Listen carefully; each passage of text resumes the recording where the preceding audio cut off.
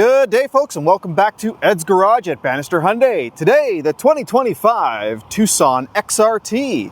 That's right, we're in Canada, and the XRT is a new trim level for Canada. Now, I understand this vehicle was already available in the United States as an XRT, but in Canada, we've never actually had that, so now we have the more rugged version of the Tucson here. Now, I don't know if the US spec XRT down there in 2024, if it was any different looking or whatever, but this certainly looks different. Now I say looks because that's all it does, is it looks different.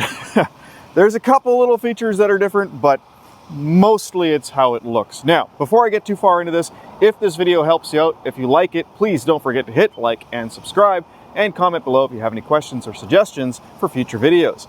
Also, hopefully this video works out well. I've got my camera in ultra steady mode, which zooms it in a little bit, so I hope I'm not too close to the camera. I'm going to try to hold my arm way out so that I've got a bit of a, wider perspective here, but if it's too close, I apologize. I'm just trying this out once to see how it goes, just because I've had a few comments about, the camera moving around too much. So hopefully this makes things a little bit better anyway for that, and it's still good as far as the angle. In any event, let's check out the Tucson XRT. So, starting at the front. So the first thing you're going to notice, so now the 2025 has been slightly refreshed. The front end's a little bit different, the interior's a little bit different. If you haven't already seen the video that I did on the Tucson Preferred Trend package, check that out, because that is the sort of more normal looking Tucson. This one, of course, being the XRT, is meant to look a little bit more rugged. Anyway, we have some nice sort of tinted LED daytime running lights on the front that still kind of run into the badge. They look awesome. Anytime you see lights doing weird flickery things, just keep in mind that's what LED lights do on camera. They don't do that in real life. So we got the blacked out Hyundai badge here. On the front fascia here on the bottom, you can see it's got these sort of cut out little bits here. This is all plastic. There's no metal underneath or anything like that, so no skid plates. This vehicle's not really designed for off-roading. I mean, you can do some very basic, forest service roads and whatnot, but it's not designed for off-roading, despite what the looks may have you believe. We also have the forward-facing radar right here. That, of course, is for your adaptive cruise control, part of the autonomous braking system as well. That works in conjunction with this little camera up in the windshield, which also has pedestrian detection, lane keep assist, lane departure warning, etc., all as part of that system. Right above that, yes, we do have rain sensing wipers, which is pretty awesome. We have LED high beams and regular headlights, and these are reflector style, so not as nice as projection headlights, but still really, really good. We've also got air curtain pass-throughs on the side. That, of course, is going to create that curtain of air over the wheels and reduce the aerodynamic drag. All right, under the hood of the 2025 Tucson XRT, we have the GDI 2.5 liter four-cylinder engine. Now this makes about 187 horsepower, and it's made into an 8-speed automatic. Nothing crazy about the transmission, just a good old-fashioned bulletproof gear-on-gear transmission. Easy access to things like your coolant, your windshield washer fluid, your batteries over there, fuse box, etc. But notice there's covering around the entire perimeter of the engine bay, so really, really good noise reduction under here. Now it's a very, very quiet running vehicle. If you're inside the cabin, and you're slightly hard of hearing, you won't even hear the engine. It's very, very quiet. We have lots of the structural adhesive usage still. So Hyundai is famous for using a lot of advanced high-strength steel because they're the only company that manufactures their own steel. And in turn, they also use a lot of structural adhesive because they can save a lot of money in the build of the vehicle thanks to their steel manufacturing plant. Structural adhesive, of course, the more of that, the more rigid the vehicle ends up being, better in crash safety tests, that sort of thing, etc. Also under here, which is kind of cool, very, very quick and easy access. Just change out your own air filter. Look at that. There it is. Just as easy as that. So that's pretty cool. So I make life super easy there. And of course we have the little fire blanket / insulation, soundproofing, whatnot, buttoned up very nicely and tight under the hood. Now, one of the biggest difference, of course, is these wheels. Check this out. These are aluminum alloys. Now, they're an 18-inch wheel. They're actually a 235/60 R18 tires, Kumo Krugen tires. I don't know. It's different. I don't think they look bad. but I think they went way too rugged looking here, and unfortunately that's about it. They're not really any more rugged. I love the fake bead locks that don't even look like bolts. Yeah, I don't know. What do you guys think of these wheels? Some people are going to love them, some people are going to hate them. I don't know what to make of them. I think they went with a rugged look for no reason. We also got a little bit of our more rugged looking fender here. Yeah, that's about it. Moving on. Also note that the mirror caps are going to be black on every single one of these. It's got the marker lights on the mirror there as well. Of course, it does have blind spot monitoring, and the roof rails are going to be blacked out. There's also the black B pillar, the black C pillar, and then the black D pillar. So that is all blacked out, so that looks pretty cool. So yeah, it's a good looking vehicle. It definitely looks more rugged. Now this vehicle is of course all-wheel drive, but it's predictive all-wheel drive system. It was designed and engineered by a company called Magna International, partly here in Canada, partly in Austria. And it's a really, really good all-wheel drive system. It doesn't wait for the front wheels to slip before sending power to the rear wheels. Under any sort of acceleration, it's four-wheel drive, and then as you accelerate to your speed, it slowly tapers off and goes front-wheel drive. And it's a really, really quick system as well. So great in the snow, great in the mud, sand, that sort of thing. But good performance there from the all-wheel drive. Now on the back of the vehicle, you can see we've got the XRT badge right there, which is kind of nice. And of course, some slightly different styling along the bottom of the rear bumper here as well, but not so different that you would notice it unless they were standing side by side. The H on here is kind of integrated into the glass, and you'll notice there's no windshield wiper because it's actually tucked up underneath there, keeping the whole back end nice and clean and aesthetically pleasing. All right, note the taillights here are also LED, which is pretty cool, and it's got this cool LED bar that goes all the way across the back, and of course the third brake light is at the top there. Marker lights around the bottom of the corners of the bumper there, and perfectly visible by truck drivers. Trust me, I've talked to several and none of them seem to have a problem with it. I'm not sure why, but every time I do a video on a Tucson, somebody in the comments always points out how they wish the marker lights were up higher. Well, in the case where they're lower, they're actually more visible if you have any sort of fog, because fog is a little bit off the ground, right? So when these are on, let's say you're on the side of the road, or you've got your hazards on or turn signals or whatever, from a distance, these signal lights are actually more visible. That's part of the reason that they're low. And keep in mind, typically sedans will have them that low anyway. So if you can't see them, you're following way too close, okay? Please, guys, if you're going to comment about it, I understand, I get it, but trust me on this, they're fine. Okay, let's move on. All right, so one of the other nice things about the tailgate back here is that it has the smart power tailgate, which means if you stand behind the vehicle for 5 seconds, 4 seconds, whatever, the tailgate actually opens up on its own. I don't have to do a little dance to make the tailgate open up. It just recognizes that the key is there and opens up. Pretty cool. Now that only works if the vehicle has been locked for at least 15 seconds with the key away from the vehicle. So if you're trying to show it off to one of your friends or family, that's how you do it. The opening height for the tailgate is very, very high. I'm 6'2". I can stand under here, no problem at all. There's plenty of room, and it is adjustable. So the button right here, if I adjust this manually and then hold that until it beeps twice, it'll always stop at that point. Back here, we have just under 1,000 liters of space, so pretty spacious trunk area. And of course, when we put the seats down, which is really easy because I could just pull a little handle on the side here, that opens up to just under 2,000 liters of space. It's something like 900 and 1,800. I can't remember the exact numbers, but it's a lot of space. And if you really wanted to, you could sleep in here. Those will actually fold down pretty flat, which I'll show you momentarily.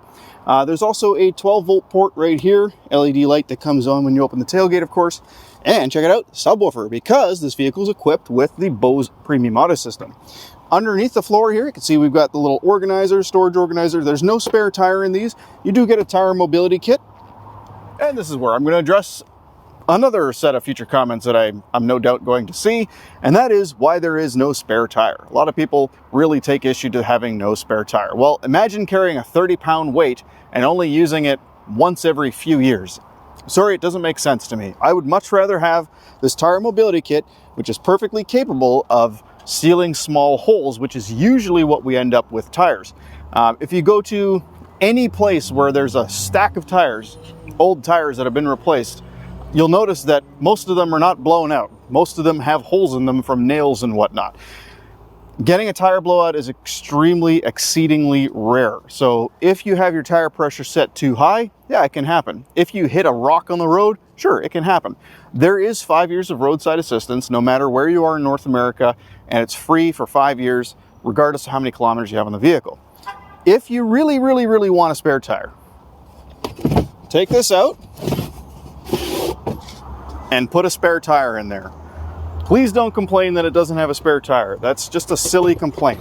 Most people will do just fine with this tire mobility kit. As a matter of fact, my 86-year-old mother is not going to be replacing a spare tire on the side of the road, but she can use one of these, which is going to save her a major hassle and not have to wait for a tow truck to come and help her out. Now, was this a cost-saving thing by Hyundai to replace the spare tire with a tire mobility kit? I don't know. It's tough to say. I mean, right now, that tire mobility kit from Hyundai costs more than a spare tire, so I have no idea. But anyway, underneath the floor is that storage organizer, but you can also pull the floor out and put it back in for a couple inches of extra height. So that's how that works. Of course, keep in mind that when it's in the top position, it's smooth with the seat backs there. So if you have larger items, it's going to slide in a little bit better. Anyway, let's go check out that back seat. Okay, so before I put the seat back up, I want to point something out. When it's down in this position, it's actually locked in. So it's not going to bounce up and down when you're going over a bumpy road. So to release it, basically, you just pull this little handle here. It pops up in a little bit, and then you can just use the same hand to pull it back up. Also, while we're back here, check this out. If I want to put the seat belt somewhere where it's not going to be rattling around or in the way, I can actually tuck it in right there. So it's a little hidey hole for the seat belt. It's kind of cool. All right, but let's jump in the back seat, and you'll notice that the back seat right now is very upright. It actually has 13 positions that you can recline it, which is pretty cool. But getting in, yeah, you'll notice I am very straight up right now, so I'm going to adjust that. Move the camera over here. So check this out. I can go all the way back to here, which is pretty nice. So it reclines quite far. And in the center, there is a cup holder armrest that can fold down. There's the cup holders there. Nice cushiony armrest as well. Look at how much space I have in here. There's a ton of room back here. Now, there is a seat back pocket on the passenger side, nothing on the driver's side, unfortunately. But check this out. We have lots of room underneath the seats here, so I can put my feet really far underneath the front seat. And the leg room is exceptional. I've got easily, 5 inches in front of my knees. And that seat right now is actually in a position where I could very comfortably sit in it. As far as the other side, we've got a padded cushioned armrest right here, a bottle holder in the door as well. And then if we look down at the center console, you can see we've got 2 USB ports. They are backlit, which is kind of nice to see. And of course, a couple of vents. However, in this trim, that's pretty much it back here. I mean, I got a grab handle, which is nice. And we do have LED lighting in the little headrest, or the headrest, wow, headliner. But you'll notice there's something missing here. That's right, no panoramic sunroof in this one. That's pretty weird. Tucsons with sunroofs haven't been anything other than panoramic since 2016. Now it's got a little sunroof here. So that's unfortunate. But the XRT does make up for it in other ways. So let's check out the front. Now, before I get into the Tucson, I'm going to show you the key is new. We have the little H badge key. We've got the button on the side here to open up the tailgate. And it does have remote start, of course. So we're going to go ahead and remote start it. We've also got digital key, which means no more button on the door handle. It's just that sensitive or the touch sensitive thing. So if I put my hand on it, boom, there we go. It's unlocked and we can now climb into the vehicle. I'm going to go ahead and throw the key in there. Hopefully it picks it up and starts. But basically the cool thing with Hyundais is you don't necessarily need to get in and start it again. It'll just recognize that the key is in there. You put your foot on the brake and it comes to life. All right, so passenger side, we just have manual seat here. That's for your seat back. And then of course the bar for the moving of the seat backwards and forwards. And the only other difference here is that they've put the XRT badge up here on the seat. Otherwise, leatherette seating surfaces, pretty nice seats. Very, very comfortable seats, actually. The Tucson and the Santa Cruz both share the same seat design, and they are really, really comfortable seats. But let's go ahead and jump into the driver's side of this Tucson XRT. And yep, sure enough, it has now come to life. It's asking for which driver is in here. So we'll just go driver 1 for now. Okay. So you saw where the backs of the front seats were. Check this out. I've got lots of room, but let's see how far I can go back. Now, this does have a power seat. So 1, 2, 3, 4, 5, 6, 7, 8, 9, 10-way adjustable power seat with adjustable height and tilt. So that's kind of nice to see. If I move this all the way back and all the way down, there we go. So you can see I can really stretch out my legs here. Hopefully the camera's picking this up. I have a ton of legroom in this vehicle.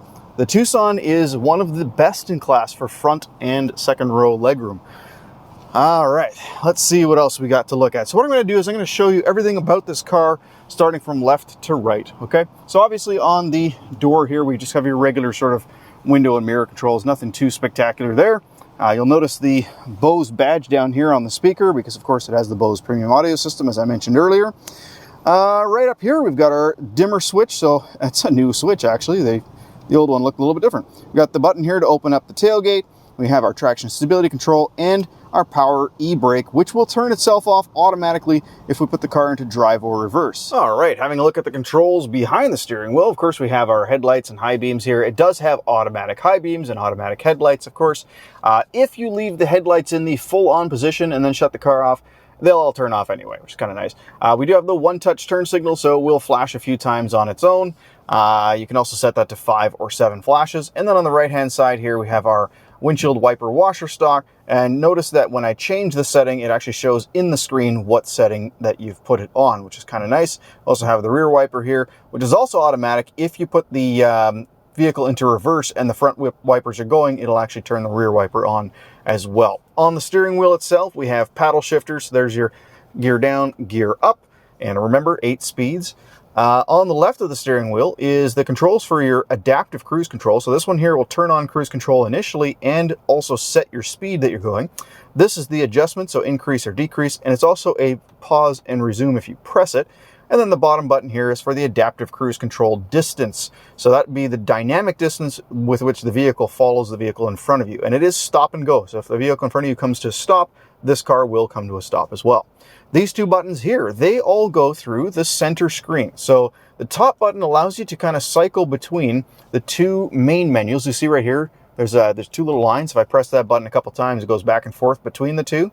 And then the little scroll wheel allows you to go between the different settings within that screen. And of course, it's also an OK button. So if I press it and hold it, it'll then reset whatever it is that you're looking at on that center screen. The bottom button here is just for the lane keep assistance. So basically, lane keep assist, you can turn on and off whenever you want. By default, it's just off. You have to turn it on. However, lane departure, sorry, I'm saying that wrong. Lane centering, you can turn on and off. So it's off by default. However, lane keep assist, that's the one next to it. That's at speeds over 60 kilometers an hour. It just keeps you on the road. It doesn't keep you centered. Little steering wheel there, that one keeps you centered. But lane centering, when you get in, it'll be off. So you have to press this button to turn it on. Lane keep assist will be by default whatever the last setting was that you had it on. So lane centering, you turn on and off by pressing it quickly. If you want to turn on and off lane keep assist, you hold the button for a few seconds and then boom, now it's off. So that's how that works. Yeah, we'll turn it back on. There we go. Okay, let's look at the screens within the center screen here. So first thing I'm going to do is go over the screen on the left. So you'll notice we have the left screen, right screen. So on the left screen, you'll notice the little dots along the right-hand side there. That just indicates how many additional little things there are within this screen. So what I'm going to do is start with the current trip. That's the top of this menu. Current trip is essentially the trip computer since we started the car. But if I use the little scroll wheel to go down one, now we're seeing the trip computer since the last time the vehicle was fueled up. So that'll automatically reset every time you get gas. Go down one again, we have the trip computer since you last reset it. So if I held that scroll wheel down, I could reset that trip computer. Scrolling down one more time gives us our auto stop timer. And it shows you since refueling. So we're just going to go down. The next one there is the tire pressure monitor. So that'll start to provide pressures as we drive. And then one little further is the drive power distribution. So this is basically which wheels are getting power at any given time. So if you watch this one while you're accelerating, you'll notice all 4 wheels get power. And then as you accelerate, it transfers just to the front. And then scroll down again, it just goes back up to the top. Now if I press that top button on the steering wheel again, we're going to go into the next menu over, which isn't really a menu. This is sort of just your drive information. So if you're driving down the road and you got a car in front of you, it'll show up here. If you have a car in your blind spot, this will light up right here showing the car in your blind spot, etc. It's kind of the screen that gives you a visual of what's going on around you, as well as, you know, what setting you have your adaptive cruise control in, etc. All right, so let's check out the rest of the buttons on the steering wheel real quick here. Now these ones here are all for the infotainment system, because Hyundai likes to keep everything simple, so they keep all of this stuff controlling the infotainment system. It doesn't control anything on the infotainment screen, or on the cluster screen, sorry, just on the infotainment screen. And then these two here are just for that screen there. So they're trying to segment it really nicely. So basically this one will control where the music's coming from. So if I press that the first time, it asks us, okay, what do you want to use this for? So you can kind of choose what sources of music you like. So if we choose them all, then it'll kind of cycle through all of those different sources as we press that button. So it'll go through the different sources of music. You'll notice on the bottom right corner there's AM, Sirius XM, Lively Forest, and then FM. So it's cycling between those different locations. That's what that is. This one here will go to your next preset or previous preset. So if you have favorites saved in the radio, it'll go to your next favorite, previous favorite, sorry, or next song, previous song if you're listening to music from your phone or something like that. This one here is also customizable. So if I press that the first time, it asks us, okay, what do you want this button to do? I generally will choose either reject end phone call or home. Now this one actually has its own home button right here, so we don't need to worry about that. So for now, what we'll do is we'll put that on reject end phone call so that the next owner of this vehicle will know this is how they can answer a call, this is how they can hang up a call. It just makes the most sense. This one right here is for your voice recognition. So if I press that now, it won't do anything because we actually have to have a phone connected for Android Auto or Apple CarPlay, which by the way is wireless. Then we have the volume control right here, which is also a mute button if you press it.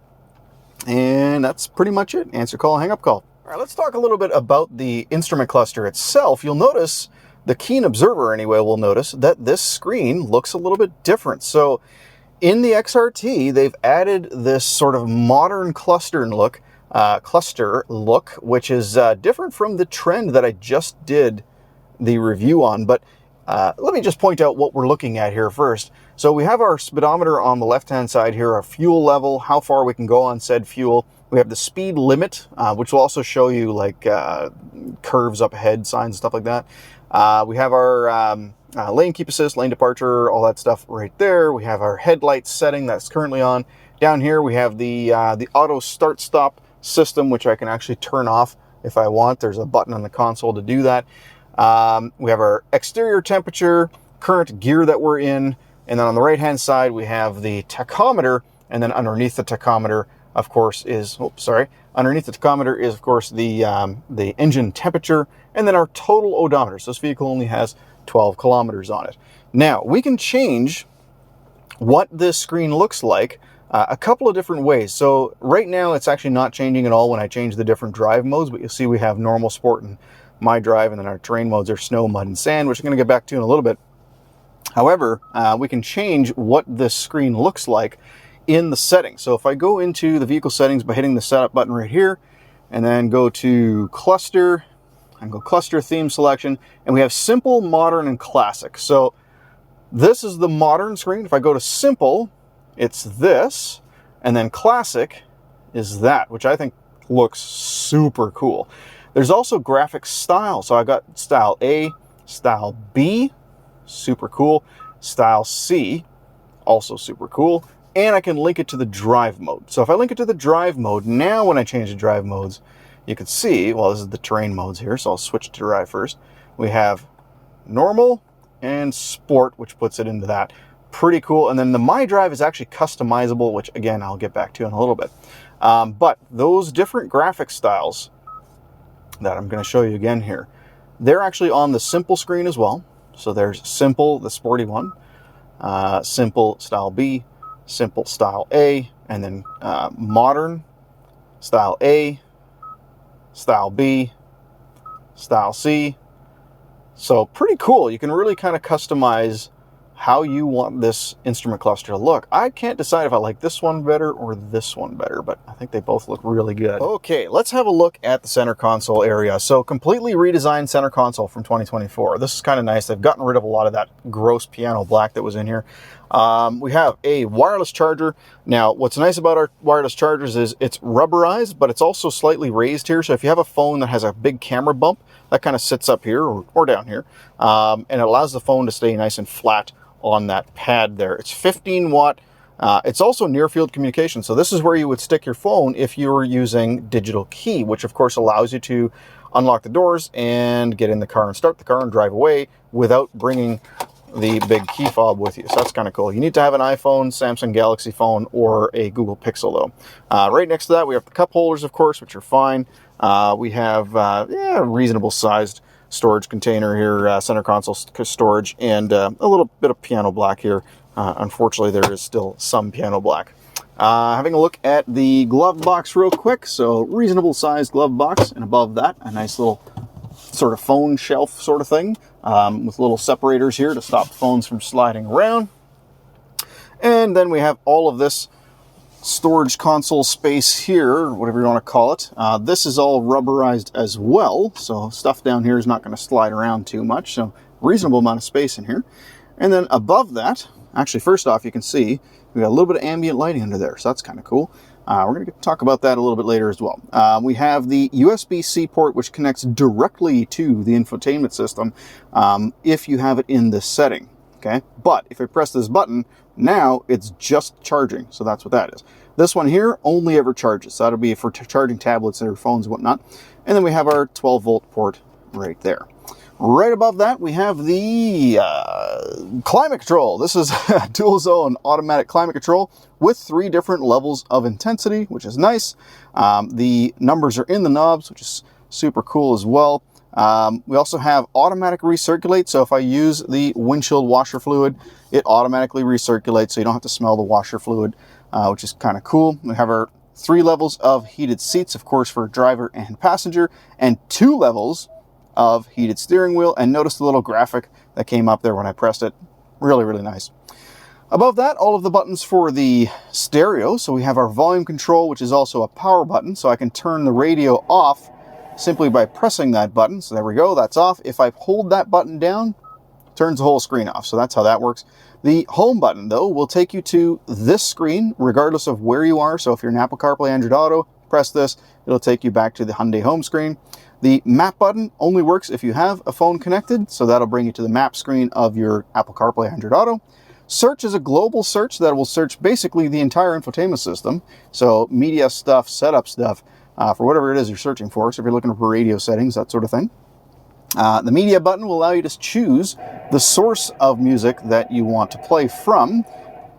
So basically we have the different sources here. So AM, FM, Sounds of Nature, Sirius XM, Bluetooth audio, USB music on Android Auto and Apple CarPlay. Obviously not all of which are available all the time. So this one, of course, is your hazard button. We have the seek and track buttons here, which is kind of obvious. This one now is also customizable, and we're going to set that to phone projection. So that'll be a nice quick way of accessing Apple CarPlay, Android Auto. Right next to that is the setup button, which is the same as going to the setup here in the screen.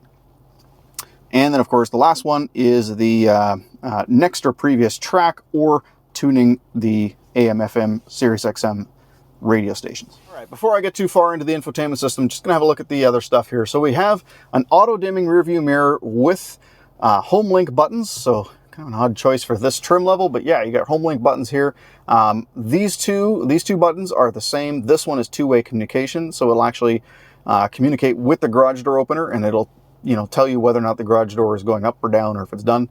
And then up on the headliner, we have a bunch of buttons. We have these two here, which are part of BlueLink. So this is to call for an emergency, and this is to call for roadside assistance. Now, BlueLink in Canada is free for 3 years. I don't know what it's down in the States at the moment. There's speculation that it's just going to be free forever, so that'd be great.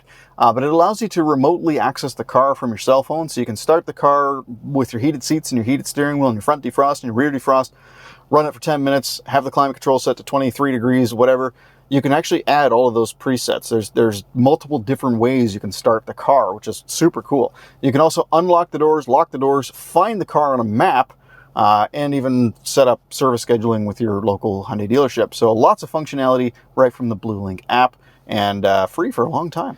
The other buttons up here, of course, are for your interior lights, map lights, interior lights with the door open, and then, of course, the button for the sunroof. So there we go. That's how far it opens up. And then, of course, we have the manual shade, which we just got to pull closed because otherwise we're going to get a lot of glare in here. There we go. Sorry about that. Okay. So let's talk about the last thing here, and that is the infotainment screen. So I'm going to go ahead and hit the home button here to start at the home screen on the infotainment screen. I'll just drop the brightness a bit to reduce some glare. There isn't actually a whole lot of glare in real life. Actually, it's quite nice. These are a matte finish screen, and they're not polarized. So if you're wearing polarized sunglasses, you're still going to be able to see the screen very, very easily. So first off, on the top left corner, we have the menu here, which we can go to change profile settings and look at an online manual. If I press that, it gives us a QR code I can scan. It takes you to a manual on the internet, which is pretty cool. If I press driver 1, it allows me to change the user. I can also change the settings for driver 1 in here as well. It's pretty nice. We have the access to the media that's currently playing, of course, the phone menu where you can type in phone numbers or find contacts or whatever. This would be Apple CarPlay, Android Auto once that's connected. Valet mode allows you to put the vehicle into sort of a secure mode that prevents people from seeing your personal stuff or allowing them to connect their phone or whatever. It kind of reduces the vehicle's capabilities for a valet. Vehicle diagnostics uses BlueLink to provide diagnostic information. Scanning over. Maintenance is where you can put in maintenance reminders and see maintenance reminders that you've set up in BlueLink. Notifications is all of your BlueLink notifications. Online manual is what we looked at already. And then, of course, setup takes us into the setup screen. So before we do that, though, we're going to check out the radio screen. So this is just the sounds of nature. So we want to go to the radio. So we're going to hit this little icon here. We'll put it on FM. And you can see we have all of our FM stations that are currently in the area. It's actually scanned through and found them. And if we like them, we can put a little star in here. And then if I go into favorites, there they are. Those are the 3 stations I just starred. I can do that for AM and Sirius XM satellite radio, and it'll put them all in here so we don't have to find them, in the individual bands. We can actually just find them in here. Also note that we have a little clock on the right now, but I can swipe that off the screen. That's sort of the split screen capability. There's not a whole lot in here, but you can change what the clock looks like. There's also the compass here, which you can also change what it looks like. So this will be compass or clock, and that'll come up in various different places, or you can just swipe it off the screen.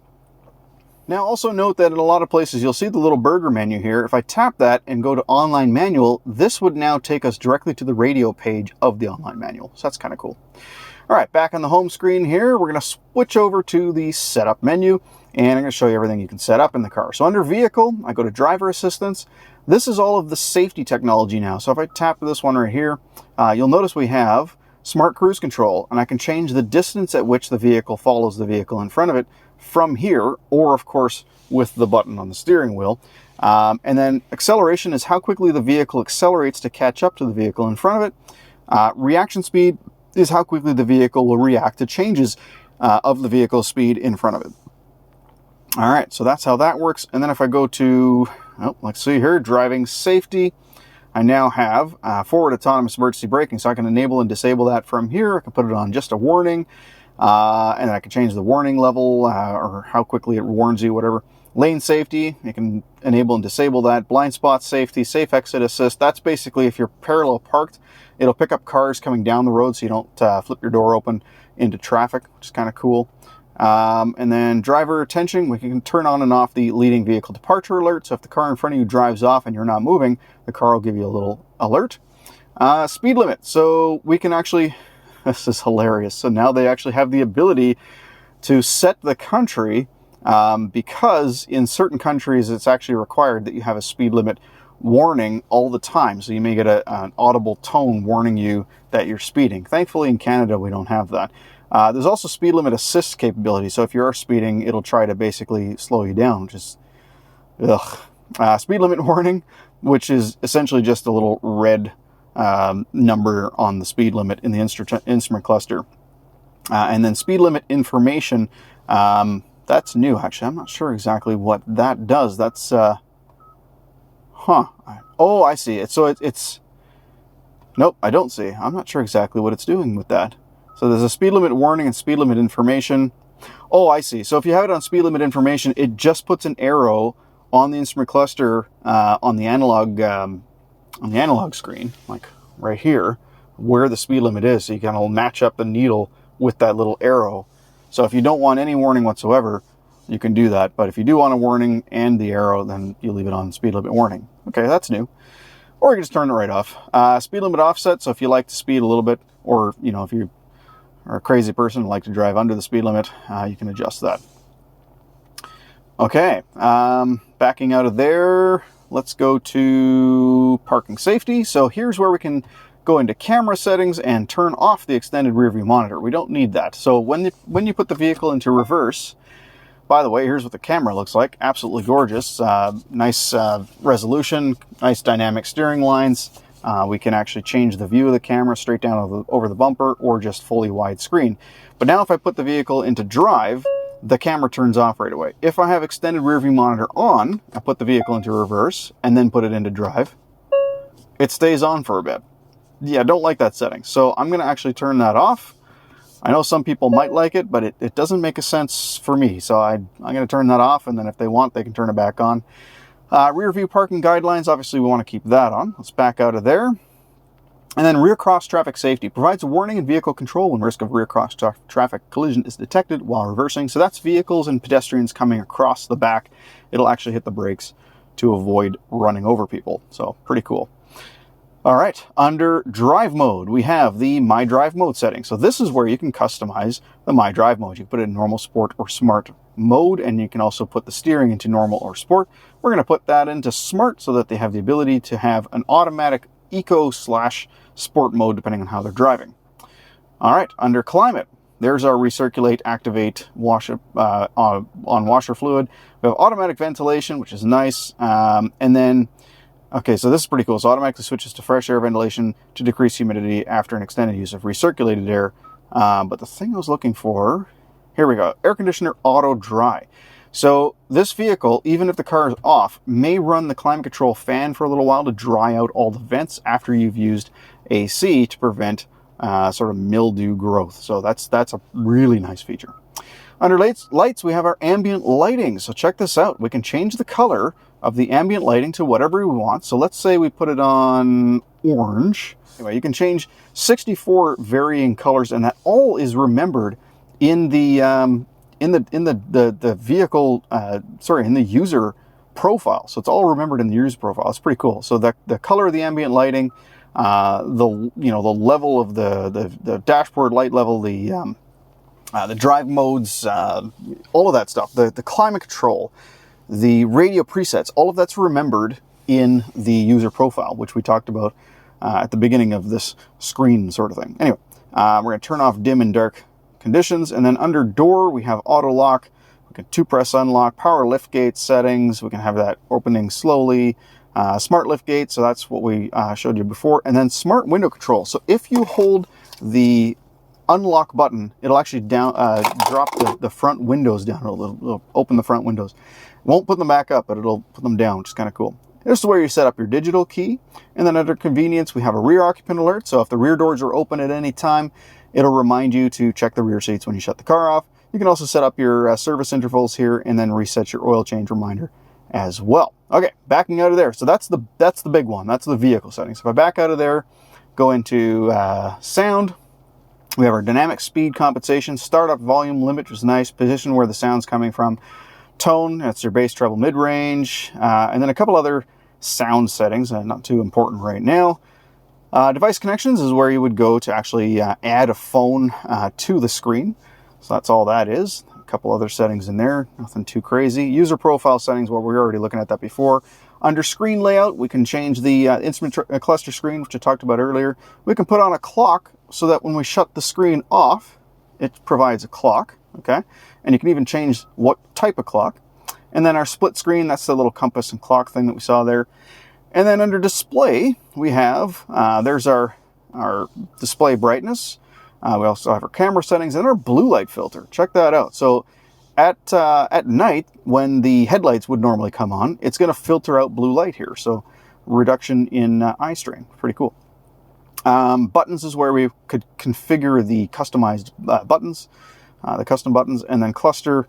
We were actually just looking at that, but there is a little bit more in here. We got our illumination, we have cluster theme selection, which we already looked at.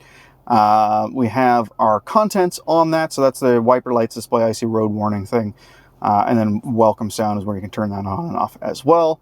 Blue Link, you can set up Blue Link from there, but I recommend you do that at the dealership. And then under general is where you can kind of go and do like your units if you want to put it into miles or Fahrenheit or whatever. You can do that, as well as your date and time settings are in here as well. Daylight savings time. By the way, if you're looking for date and time settings and you just can't find it, just hit the clock and boom, there it is. So pretty easy to get to. And that's pretty much it as far as the setup options. Come to think of it, that's actually it for the whole car. So if you liked this video, please don't forget to hit like and subscribe. Comment if you have any questions. I can't wait for all of the negative comments about the low amber lights and the missing spare tire. But I don't mean anything by it, guys. It's just my opinion. So if you have an opinion of your own, that's fine. I look forward to talking to you about it. But yeah, hopefully you enjoyed this video, and till next time, thank you so much for watching. Have a great day.